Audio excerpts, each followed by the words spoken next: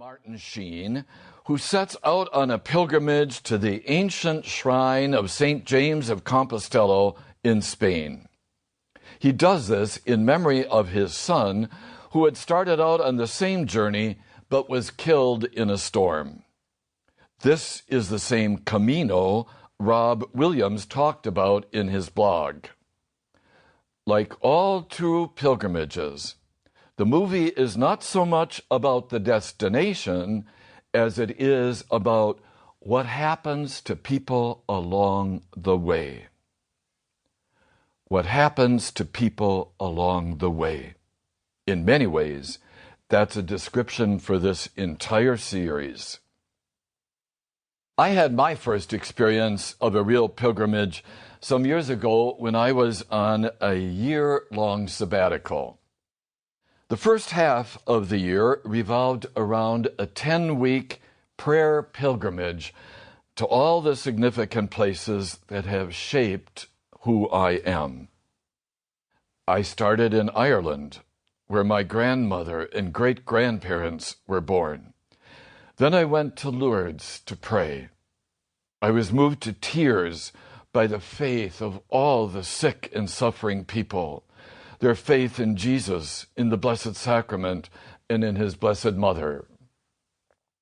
My journey then moved on to Taizé, in eastern France, to be immersed in the contemplative prayer and activity of Brother Roger Schutz and his ecumenical reconciling community.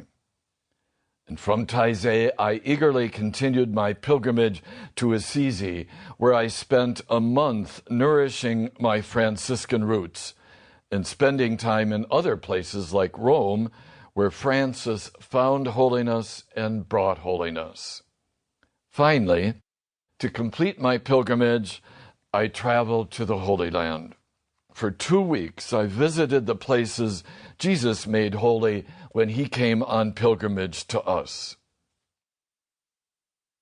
I took time to taste and see these places, to discover how they have shaped my life and need to shape my life even more.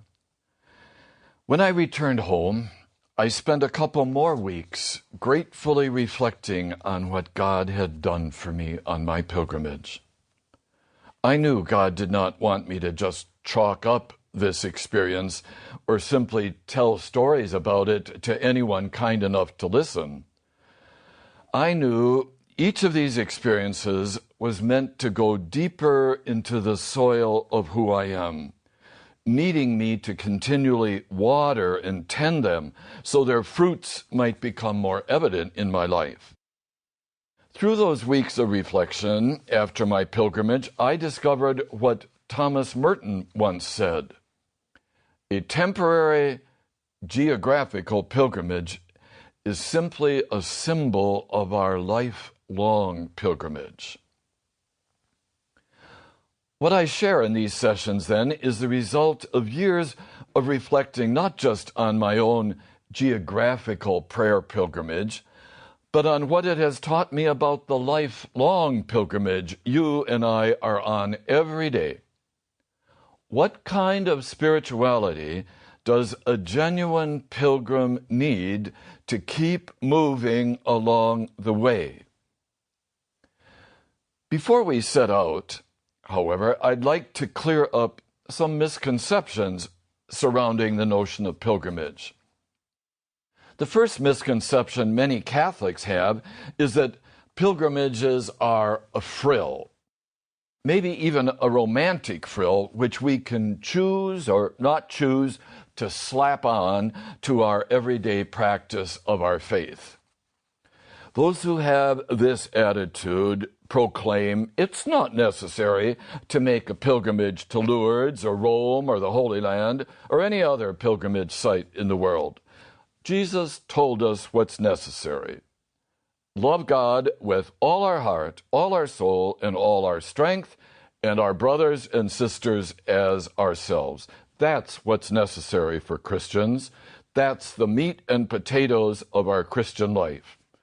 If you want to add a flavorful sauce by going on a pilgrimage, that's fine, but it's a frill that isn't necessary.